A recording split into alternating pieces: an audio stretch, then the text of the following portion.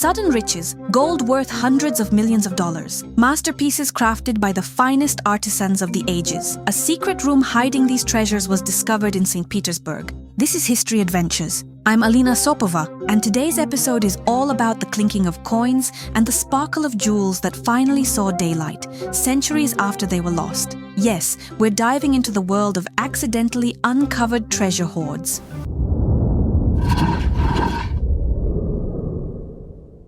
"So where the heck is that damn hammer?" muttered farmer Peter Watling as he wandered through a field in the English village of Hoxton, Suffolk. The problem? He'd lost it somewhere and just couldn't find it. It was November of 1992, and then suddenly, Peter had an idea. His friend Eric, a retired man, had a metal detector. So both Peter and Eric headed out to the field to look for the hammer. Suddenly, the device started beeping. Excited, they dug something out of the ground. But nope, just a muddy spoon. No hammer. Then they looked closer and spotted some coins nearby. First silver, then gold. They didn't waste any time. They called the authorities right away. Soon, archaeologists arrived, and the official dig began. It turned out that all those items had been stashed inside a wooden chest that had long since rotted away.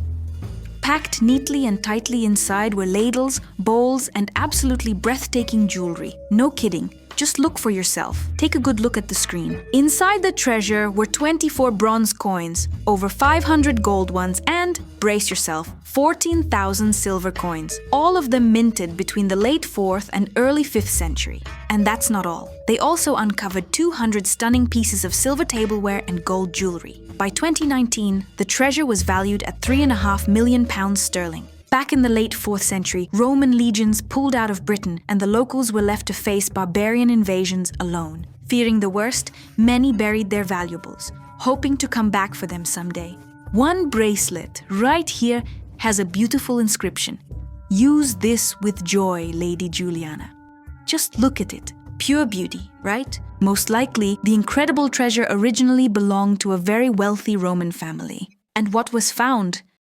That's probably just a small part of their hidden riches. It's the largest known collection of late Roman coins ever discovered within the former territory of the Roman Empire. By law, Peter received over £1 million sterling for the find, and he generously shared a portion of that reward with his friend. Oh, and by the way, they found the hammer too. It's now in the British Museum. Now, the next treasure raises more questions than answers.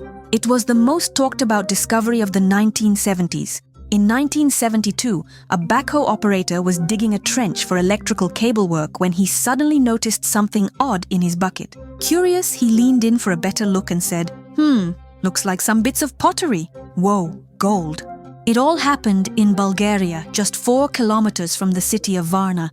Archaeologists were called in and they got to work. And just imagine their surprise. Beneath their feet was an entire necropolis. The artifacts uncovered there date all the way back to the 5th millennium BCE. In terms of age, these discoveries rival those from ancient Egypt and Mesopotamia. The necropolis covers 7,500 square meters, and that's not even the whole site. Experts believe it's only about 2/3. Over decades of digging, researchers have uncovered 294 graves. More than 3,000 objects made of gold were uncovered at the site, including pieces of exceptional quality, crafted from 23-karat gold. The total weight of the treasure? 6 kilograms of solid gold. Even the clothing had gold appliques sewn into it. But this prehistoric culture didn't just work with gold and copper. They also crafted ceramics, obsidian blades, and even delicate pieces of pearl. In one of the graves, they found the remains, likely of a chief. Check this out! This burial was especially rich in decoration. From this single grave, archaeologists recovered 990 gold items. The remains belonged to a 45-year-old man who stood about 170 centimeters tall. He was holding a scepter in his hands. Nearby were pieces of a gilded bow. This culture was later named after the site itself, the Varna culture. Almost nothing is known about the people who lived then. Scientists are still working tirelessly, still studying the findings. So I'll tell you more details some other time, hopefully. The key thing is, the Varna culture, 6,500 years ago, not only knew about gold and valued it, but also knew how to mine it, shape it, and turn it into jewelry. And now, let's talk about one of the biggest and most mysterious archaeological discoveries ever made, the Staffordshire Hoard. If you've ever thought all the great treasures were dug up ages ago, guess what? You're wrong. This one was uncovered in 2009. And don't go anywhere. I've got even more surprising stories coming up later today. So, British metal detectorist Terry Herbert had been searching for treasure for 18 years, with no luck. One day he thought, why not check out the field next door? He asked his neighbor for permission and, once he got the go-ahead, started scanning. Just a week later, his life changed forever. He found a hoard, 4,600 gold items and fragments, weighing 5 kilograms in total, plus another 1.5 kilograms of silver. The collection included jewelry, tableware, and most importantly, weaponry.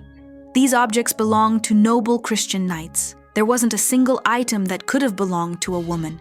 According to scientists, the warband likely consisted of 92 men. Near the buried treasure, they also found the bones of a young man. He had been badly beaten before his death.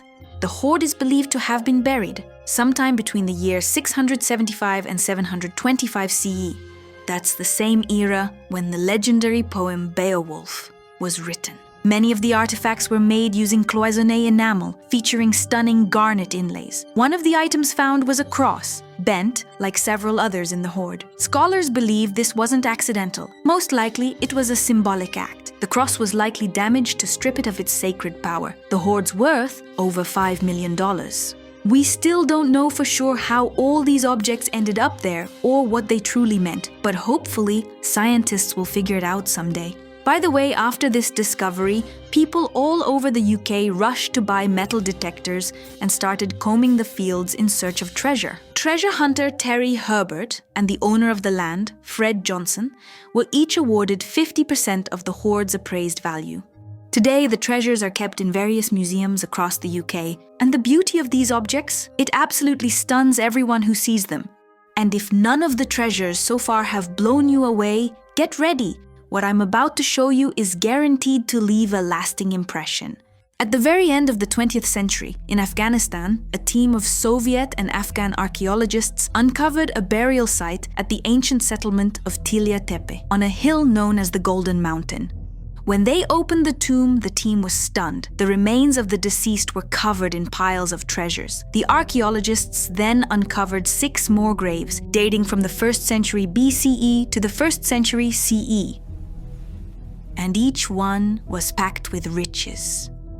20,000 gold items, just look at them. The craftsmanship is incredibly delicate, so precise and refined. Crowns encrusted with shimmering gemstones, bracelets shaped like wild animals, rings, ornate earrings, daggers, sheaths, coins. The list just goes on and on. It really feels a lot like the Scythian animal style, doesn't it? So how did all this end up here, and who did it belong to? Remember, back in the 320s BCE, Alexander the Great set out to conquer India.